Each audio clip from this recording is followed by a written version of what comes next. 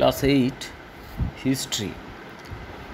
We have already known about the Battle of Plassey and its aftermath and the reasons behind the battle. But I have to tell you a few more words about the contemporary period and the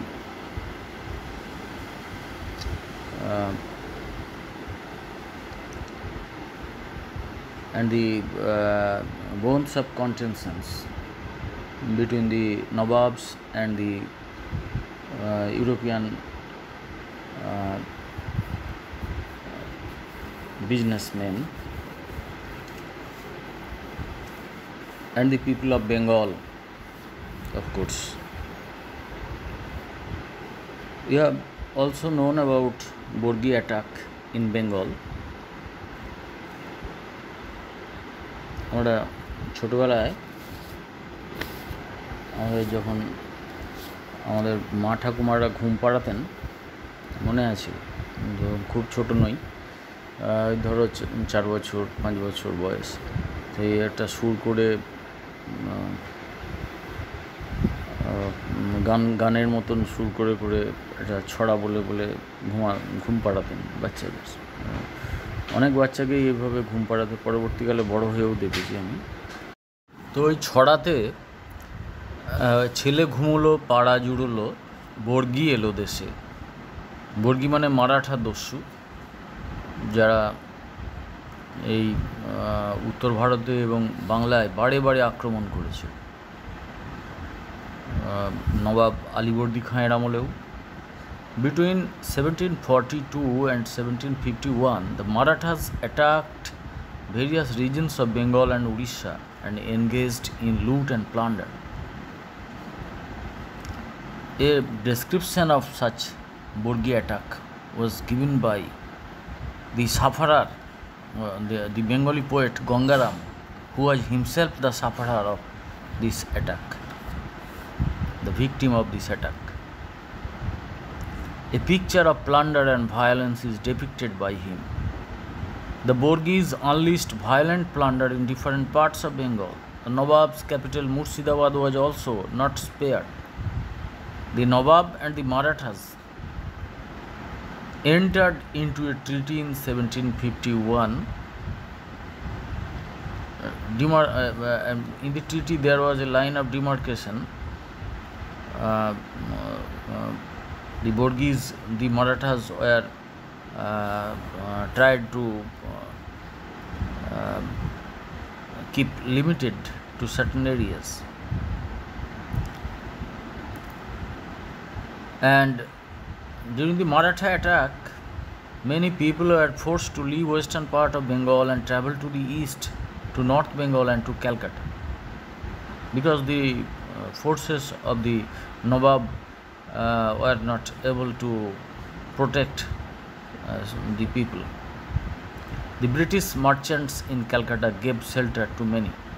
The company had become a protector as an alternative to the Nawab. A ditch was dug in Calcutta to prevent Maratha attack. It was called the Maratha Ditch.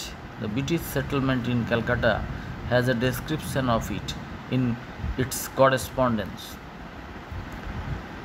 Our business, that means British business in Calcutta, Kasim Bazar and Patna, stopped for some days. In Calcutta, 100 Boxer soldiers were employed and a militia was formed with the local sahibs. The merchants of Calcutta proposed that to protect their homes, they would dig a canal around the city at their own expense. Our council accepted the proposal and against the bond of 4 main people gave a loan of rupees 25,000 to be returned in 3 months. By 3rd February 1744, the Maratha ditch was dug from the door of the fort, means Fort William, to the main road leading to Salt Lake. Now work has started to take the ditch to the company's boundary at Govindpur. This extract was taken from the Maharashtra Puran and the letters from the British records. The letter has been taken from Jadunath Sarkar's essay, Borgir Hangama. The fort mentioned in the letters of the British was near Calcutta's General Post Office of today. This story was mentioned by me before. Still, I wanted to remember it so that the total chain of events can be correlated. One powerful aristocrat in the Mughal court was Mir Kamaruddin Khan Siddiqui. Emperor Aurangzeb gave him the title of Chin Kulich Khan. Later, from Emperor Farrukhsiyar and Muhammad Shah respectively, he took the title Nizamul Mulk and Asif Jah. He established the kingdom of Hyderabad in 1724. And in Ajodhya or Avodh, what happened? Avodh emerged as an autonomous provincial power in 1722 under Sadat Khan. As Mughal administrator, Sadat Khan's job was to counter the rebellion of local kings and chieftains. For his quick success, the emperor bestowed on Sadat Khan the title Burhan ul Mulk as a reward for his success. Sadat Khan got the emperor to appoint his son-in-law Safdar Jung as the administrator of Awadh. Simultaneously, he removed the Diwan's office from Delhi's control. No information regarding revenue collection reached the Mughal exchequer. Sadat Khan included local non-aristocratic persons in the Jagirdari system. A new ruling class who supported him emerged in Awadh. Among them were Indian Muslims, Afghans and Hindus, but Sadat Khan did sever his ties with Mughal court. Did not sever his tie. সম্পর্ক বিচ্ছিন্ন করলেন না মুঘল দরবারের সঙ্গে। Sadat Khan died in 1740. By that time, an independent rule had been established in Awadh. However, the Mughal authority was still formally acknowledged. They were intelligent to acknowledge the authority of the Mughal, though they did not obey their orders. They did not carry out their orders or pay taxes to the Mughal Darbar. Before Safdar Jung died in 1754, his son Shuja-ud-Dawla became Ajodhya's ruler. Shuja-ud-Dawla held undisputed authority in Ajodhya before the Battle of Buxar in 1764 that we will discuss later. Now, the changing relations between the Nawab of Bengal and the British East India Company. European traders, from traders of many European countries, they came to India. They were coming to India. They were Portuguese, British, French, etc. And theirs were mainly commercial companies, and they were traders. They did business in Bengal during the Murshid Quli Khan's time. Among them, the Portuguese, British and the French were the most powerful. The English East India Company set up the major enterprises. As Nawab, Murshid Quli Khan avoided feuds with the foreign traders. এদের সঙ্গে ঝগড়াঝাটি করাটা এড়িয়ে যেতেন মুর্শিদ কুলি খান। শুধু দেখতেন যে he was conscious to see that his authority was in no way undermined or compromised by the foreign companies. এই বিদেশি কোম্পানিগুলো তার কর্তৃত্ব যেন ক্ষুণ্ণ না করে, এইদিকে তিনি কিন্তু সচেতন ছিলেন, কিন্তু তাদের সঙ্গে ঝগড়াতেও যেতেন না। In reality, Murshid Quli Khan's relations with the British were influenced by Farrukhsiyar's ফরমান। আসলে মুর্শিদ কুলি খান মুঘল দরবারের প্রতি যে বশ্যতা স্বীকার করেই চলতেন, পুরো স্বাধীনতা ঘোষণা করেননি। যদিও তিনি স্বাধীনভাবেই রাজত্ব করতেন, মুঘল দরবারে সব খবর দিতেন না, ট্যাক্সও সেভাবে দিতেন না, তাও তিনি কিছু ট্যাক্স দিতেন এবং মুঘল দরবারের সঙ্গে সম্পর্ক বজায় রাখতেন। সেই সময় ফারুখসিয়ার সম্রাট ছিলেন, মুঘল সম্রাট, তিনি ব্রিটিশদিকে একটা ফরমান দিয়েছিলেন, মানে আদেশনামা, ফরমান। In 1717, the Mughal Emperor Farrukh Shah issued an order or a farman. The farman granted certain trading rights to the English East India Company. এই ফরমানে কিছু বাণিজ্যিক অধিকার ইংরাজ ইস্ট ইন্ডিয়া কোম্পানিকে দেওয়া হয়েছিল। The English company could trade in Bengal for an annual payment of 3,000 rupees. At that time, 3,000 rupees was more valuable than today's, because you can imagine that in lieu of only 3,000 rupees they got the right to do business in Bengal. The company needed to pay no further taxes. The company was allowed to buy the jamindari of 38 villages near Calcutta. The Nawab could punish anyone caught stealing the company's goods and would also compensate the company. The ships that had permits from the company could do free trade. The company could also use the Nawab's mint at Murshidabad whenever they required. Now at the bottom of the page you can see a painting by Joseph Hosmer Shepherd.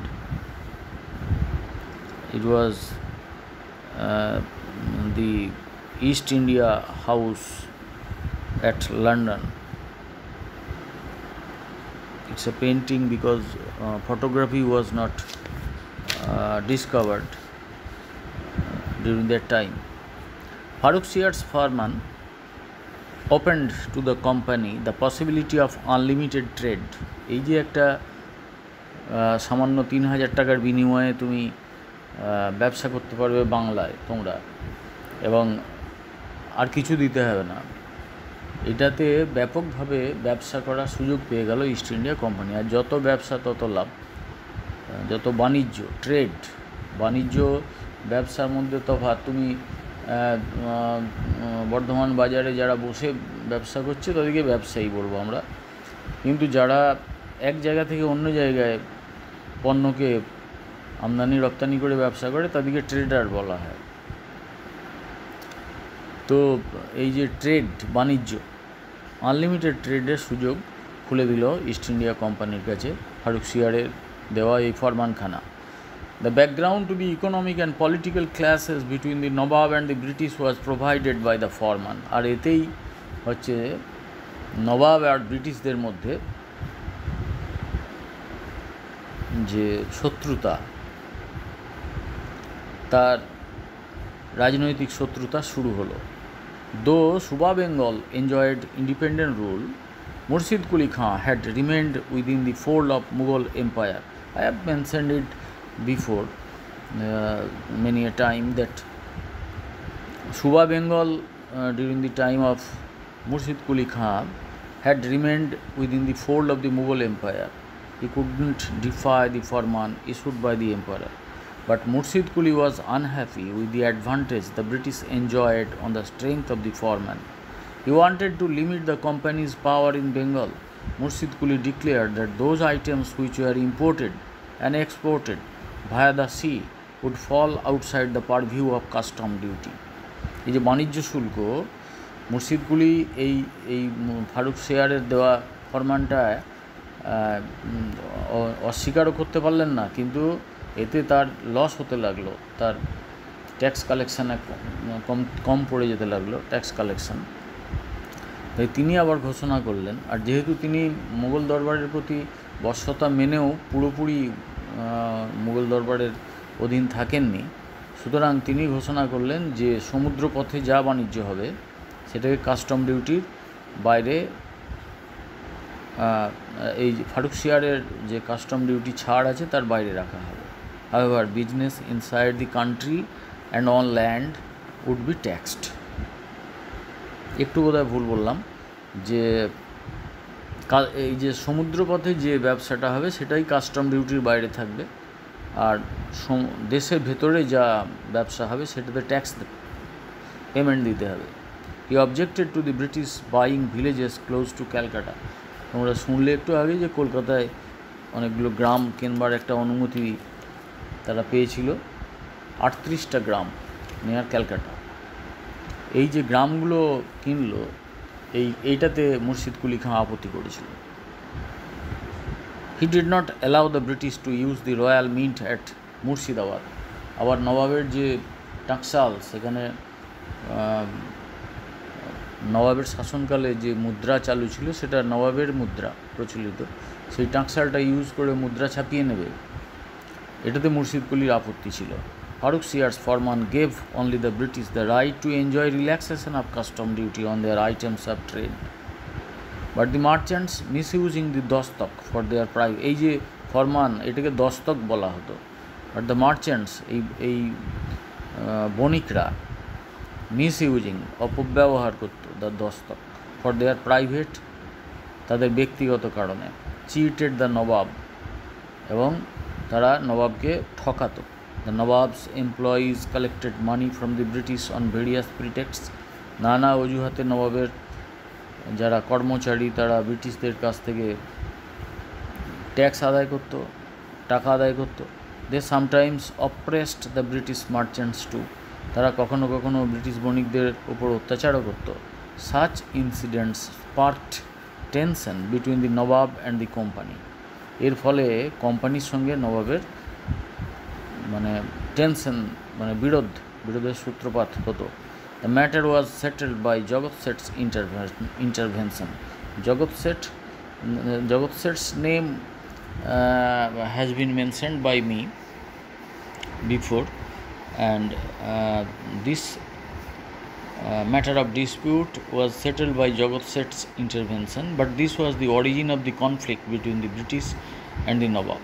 Like Murshid Quli, Alivardi Khan too had a positive attitude towards the European traders. খুব খারাপ মনোভাব ছিল না আলিবর্দী খাঁয়েরও। He felt this would help Bengal's economy. ব্যবসা বাণিজ্য হলে মানুষের আর্থিক স্বাচ্ছন্দ্য বাড়ে, এটা সবাই জানে। তো এই বাণিজ্যের ফলে বাংলার যে ইকোনমি, বাংলার যে আর্থিক অবস্থার ভালো হবে, এটাই আলিবর্দী খাঁয়ের বিশ্বাস ছিল। But Alivardi took care to see that the foreign companies did not increase their military strength. কিন্তু এটাও নজরদারি করা হতো যে এইসব বিদেশি কোম্পানি তাদের সামরিক বল যেন না বাড়ায়। হি kept vigil so that the foreign traders did not challenge his sovereignty. তার যে সার্বভৌমত্ব, এইটা যাতে চ্যালেঞ্জ না করে ব্রিটিশরা, সেদিকে তিনি তীক্ষ্ণ নজর রাখতেন। On the other hand, the Nawab took care that the British traders who were helping Bengal's economic growth could carry on their activities without any form of harassment. কোনো রকম হ্যারাসমেন্ট ছাড়াই ব্রিটিশ কোম্পানি যাতে বাংলায় তাদের ব্যবসা করতে পারে, যার ফলে বাংলার আর্থিক উন্নতি হয়, সেদিকেও নবাব লক্ষ্য রাখতেন। কিন্তু ব্রিটিশদিকে সৈন্য তৈরি করতে দেবেন না, এই ব্যাপারেও লক্ষ্য রাখতেন। He had no intention of driving the British away from Bengal. এই বাংলা থেকে ব্রিটিশদিকে তাড়িয়ে দেওয়ার কোনো ইচ্ছা আলিবর্দী খাঁয়ের ছিল না। He also kept strict watch that the foreign traders did not quarrel amongst themselves. এই তো নানা রকমের ফরেন ট্রেডার্স আছে, নানা জাতের, পর্তুগাল থেকে এসেছিল, পর্তুগিজরা, ফ্রেঞ্চরা, এই ইংলিশরা, এরা যেন নিজেদের মধ্যে কোনো যুদ্ধে জড়িয়ে না পড়ে, ঝগড়ায় জড়িয়ে না পড়ে, এই ব্যাপারেও আলিবর্দী খাঁ তীক্ষ্ণ নজর রাখতেন। This was the reason why the French and the British did not get into direct conflict in Bengal. এই জন্য বাংলায় ফরাসিদের সঙ্গে ব্রিটিশদের লড়াই বাঁধেনি। Alivardi prevented both companies from building forts in Bengal. এই বাংলায় দুর্গ নির্মাণে বাধা দিয়েছিলেন আলিবর্দী, দুটো কোম্পানিকেই বাধা দিয়েছিলেন, French company, British company, east India company, উভয় পক্ষকেই বলেছিলেন না, এখানে কোনো দুর্গ নির্মাণ করা যাবে না। Alivardi argued that merchants had no need for forts. তার বক্তব্যের সপক্ষে তিনি যুক্তি দিতেন যে তোমরা তো এসছো বাবু ব্যবসা করতে, তোমাদেরকে প্রোটেকশন দেবো আমরা, আমাদের ফোর্স আছে, তোমাদের তো এখানে দুর্গ নির্মাণের কোনো প্রয়োজন নেই। Besides, the Nawab himself was concerned about their security. তোমাদের নিরাপত্তার দায়িত্ব তো আমার। During the Maratha attack of 1744, Alibordi Khan demanded 30 lakh rupees from the British company. 1744 যখন বর্গি অ্যাটাক হলো তখন ব্রিটিশ কোম্পানির কাছ থেকে আলীবর্দী খাঁ 30 লক্ষ টাকা, তোমরা একটু আগেই শুনলে যে মাত্র 30,000 টাকায় বাংলায় ব্যবসা করার ফরমান দিয়ে দিয়েছিলেন ফারুক সিয়ার, আর এখানে 30 লক্ষ টাকা চেয়ে বসলেন। The company refuse to pay up, company দিতে অস্বীকার করলো। This adversely affected relations between the British and the nawab, এতে ব্রিটিশদের সঙ্গে নবাবের সম্পর্ক খুব খারাপ হলো। Alibordi and the British came into conflict again in 1748 when the company confiscated the ships of the Armenian merchants. Armenia দেশ থেকে আসা যে বণিকরা তাদের জাহাজ দখল করে নিয়ে সেটাকে বাজেয়াপ্ত করেছিল ব্রিটিশ কোম্পানির লোকেরা। তাতে সেটা 1748 ঘটেছিল। ব্রিটিশদের এই অ্যাক্টিভিটিটা আলীবর্দী খাঁকে খুব ক্রুদ্ধ করেছিল। Alivardi finally saved the Armenian ships by threatening the British with dire consequences. Alivardi ব্রিটিশদিকে বললেন যে ভয়ঙ্কর পরিণাম হবে, এই আর্মেনিয়ানদের জাহাজ ছেড়ে দাও। তো এইভাবে তাৎক্ষণিকভাবে তিনি আর্মেনিয়ানদের জাহাজ ব্রিটিশদের কবলমুক্ত করেছিলেন এবং সেই কনফ্লিক্টটাকে এড়িয়ে গিয়েছিলেন। Relation between Siraj-ud-Dowla and the English East India Company, Battle of Plassey. I have given you a detailed discussion about the Battle of Plassey. Still I want to remember one or two things, that in the Battle of Plassey, due to the treacherous activity of Mir Jafar, the commander in chief of the army of Siraj-ud-Dowla, the British could conquer, British could dethrone Siraj and enthrone Mir Jafar in return for Mir Jafar's charity towards the British, and they demanded a huge ransom from Jafar Ali Khan and Mir Jafar Ali Khan, and Siraj had the intelligence of understanding that the East India Company was gradually expanding their trade, commerce, as well as their military power. They were forming militia with the people who fled Bengal after the Borgi attack, and they were protected by the British. With those Indians, disgruntled Indians, they raised an Indian army led by the British commanders, and all these news reached Siraj. The news of the fortifying the fort also reached the Nawab, and finally the Nawab's army attacked the British settlement at Kasim Bazar. The Nawab's army defeated the British and captured Kolkata on 20th June 1756.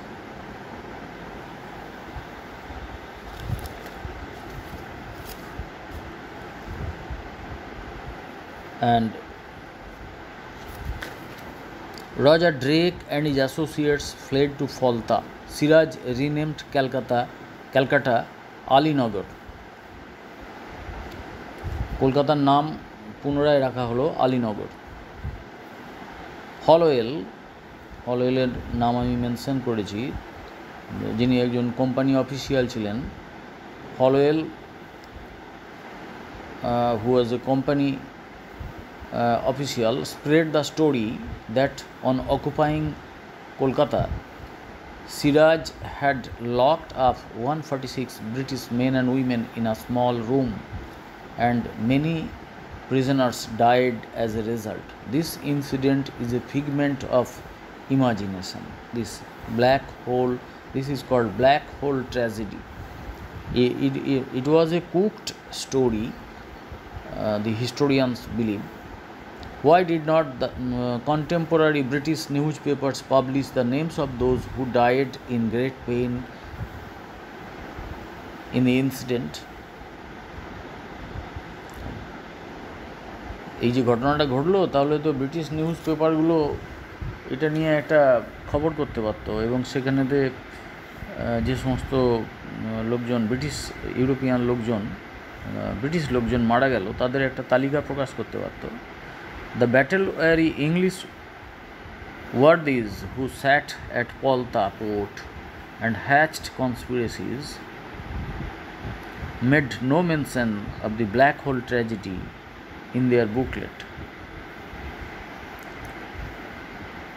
যুদ্ধক্লান্ত হয়ে English যে সমস্ত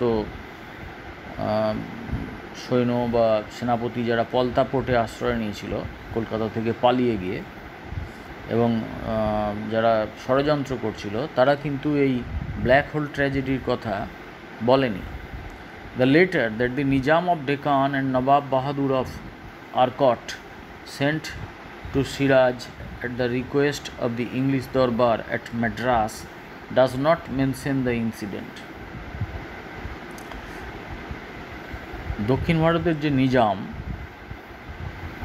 হায়দ্রাবাদের নিজাম, আর নবাব Bahadur of আরকটের যে নবাব, এরা সিরাজকে একটা ব্রিটিশের অনুরোধে একটা চিঠি লিখেছিলেন। ম্যাড্রাসের যে ইংলিশ দরবার ছিল, তো সেই ইংলিশ দরবারের যারা ব্রিটিশ কর্তা তাদের অনুরোধে এই দুইজন Nizam of Deccan and Nawab Bahadur of Arcot তারা সিরাজকে একটা চিঠি লিখেছিলেন। সেইখানে কিন্তু এই ঘটনাটার কোনো উল্লেখ নাই। The military communications that Clive and Watson made to Siraj upon their arrival in Bengal do not include any mention of the black hole tragedy. এছাড়াও যে সমস্ত সামরিক যে যোগাযোগ যেগুলো ক্লাইভ এবং ওয়াটসন সিরাজের সঙ্গে করেছিলেন বাংলায় আসার পরে, তাতে কোথাও এই ব্ল্যাক হোল ট্র্যাজেডির উল্লেখ নাই। The Alinagar treaty made between the British and the Siraj does not mention the incident. এবং এই যে আলীনগর নাম দিলেন কলকাতার পুনরায়, দিয়ে ব্রিটিশকে ওখান থেকে খেদারে দিলেন, তারা পলতায় আশ্রয় নিল। তারপরে একটা সন্ধি, একটা চুক্তি স্বাক্ষরিত হলো ব্রিটিশের সঙ্গে সিরাজের, সেখানে কিন্তু এই ঘটনার উল্লেখ নাই। It is indeed a mystery who propagated the story of black hole tragedy among the public. Holwell sahib was the first propagandist. তাহলে কে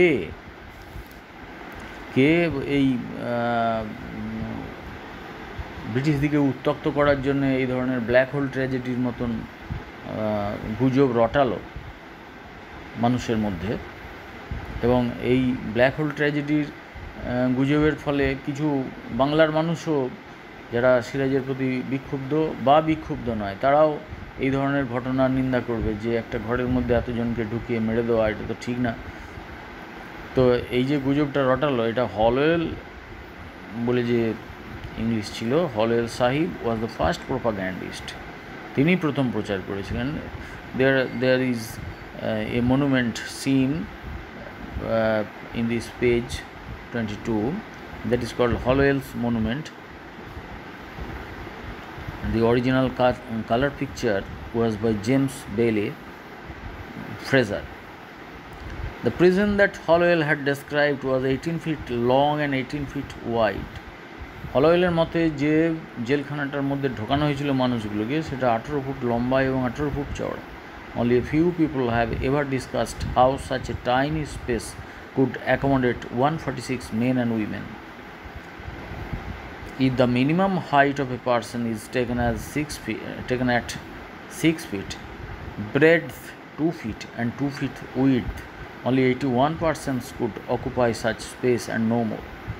যদি হলোওয়েলের কথাই বিশ্বাস করতে হয় তা এবং একটা মানুষ 6 ফুট লম্বা এবং তার চওড়াতে 2 foot R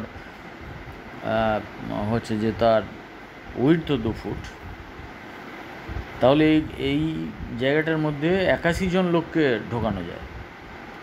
so how did 146 people find space দেয়ার?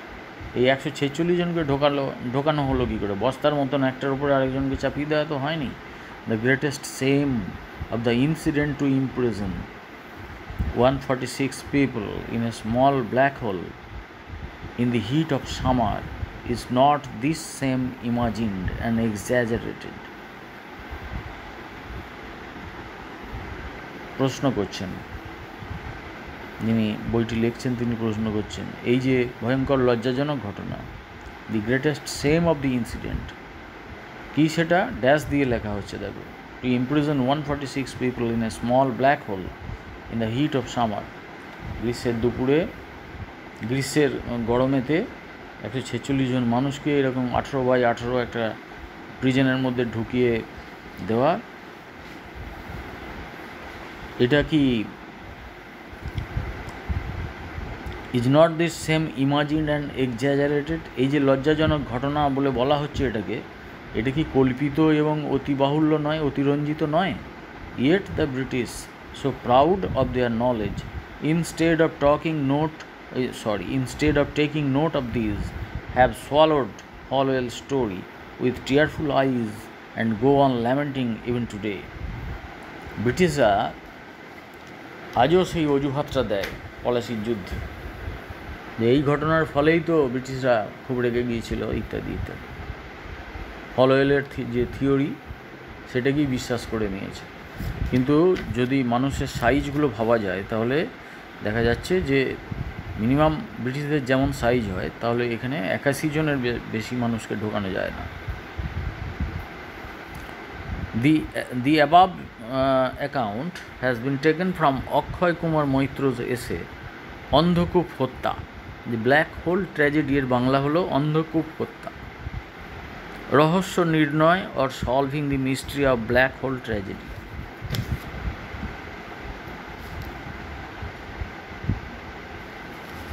তাহলে এই যে পলাশি যুদ্ধের জন্য যে প্লয়, যে কতগুলো মানুষের কাছে যে কৈফিয়ত দিতে হবে তারা জানতো বোধহয়, এই কতগুলো গুজব গল্পকে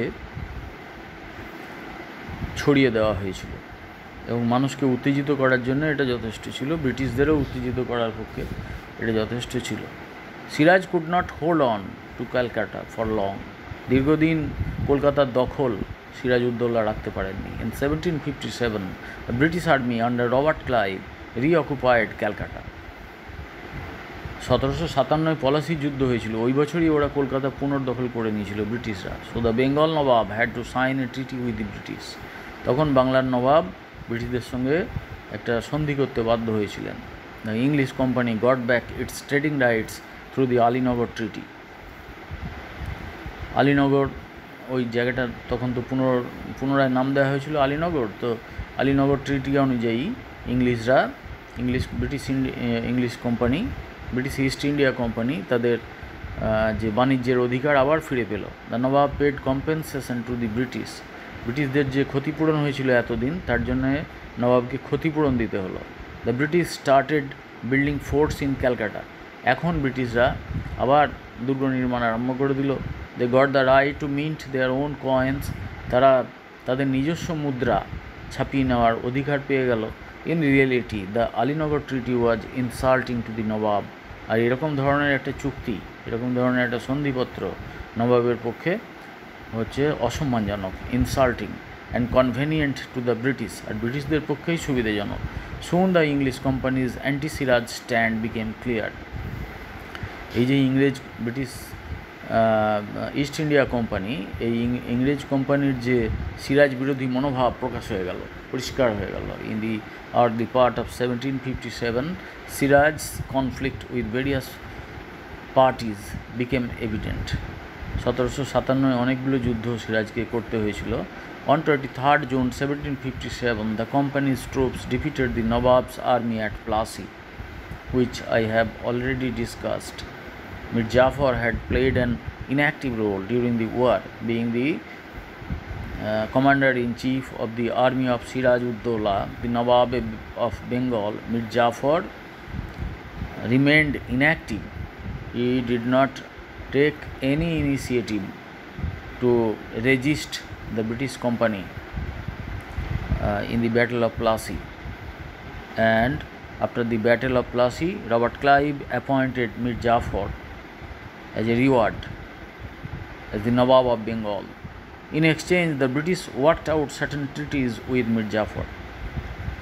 পরিবর্তে মির জাফরের সঙ্গে কতগুলো চুক্তি করলো তারা. পুরস্কার দিল সিরাজকে পরাস্ত করার পুরস্কার, দিয়ে তাকেই নবাব করে দিল মির জাফরকে, আর খানিকগুলো তার সঙ্গে চুক্তিতেও স্বাক্ষর করতে বাধ্য করলো. The treaties gave the British unrestricted trading rights, যে আর সীমাহীন বাণিজ্যিক অধিকার ব্রিটিশদিকে দিতে বাধ্য হলো. They also got rights to mint money, মুদ্রা ছাপানোর অধিকার পেল. The zamindari of 24 Parganas district and the revenue collected from there was given to the company to meet its military expenses. যে সামান্য 2200 মতন সৈন্য নিয়ে তারা আক্রমণ করেছিল, তারা মির জাফরকে বলা যায় মির জাফরকে নবাব হতে সাহায্য করেছিল. তো তার বিনিময়ে 24 পরগনার জমিদারি দিয়ে দিতে হলো ব্রিটিশ দিকে, এবং এবং সেখানকার যে রেভিনিউ, যে ট্যাক্স কালেকশন হয়েছিল সেটাও দিয়ে দিতে হলো. A British representative was appointed at the Nawab's court at Murshidabad, এবং নবাবের যে রাজসভা সেখানে একজন ব্রিটিশ প্রতিনিধিকে বহাল করতে হলো, একজন নিয়োগ করতে হলো. তার মানে কি, সেই ব্রিটিশ প্রতিনিধি সব নজরদারি করবে যে নবাব আবার স্বাধীন হওয়ার চেষ্টা করছে কিনা. The Nawab lost all rides over Calcutta, কলকাতার উপরে নবাবের সমস্ত অধিকার চলে গেল. Instead of cooperating with the Nawab, the company was engaged in the relentless collection of wealth, অবাধে সম্পদ সংগ্রহ করতে লাগলো নবাবের সঙ্গে কোনো সহযোগিতা করার পরিবর্তে. The British had received 1,77 lakhs of rupees as compensation on the excuse of Siraj's attack upon Calcutta. Mir জাফরের কাছ থেকে 1,77,00,000 টাকা ক্ষতিপূরণ হিসেবে জোর করে আদায় করলো. কিসের জন্য না, সিরাজ যে কলকাতা দখল করেছিল তাদের ক্ষতি হয়েছে, এই ক্ষতির কম্পেনসেশন, এই ক্ষতিপূরণ. The company's senior officials, including Clive, had acquired a huge amount of personal wealth from Mir Jafar.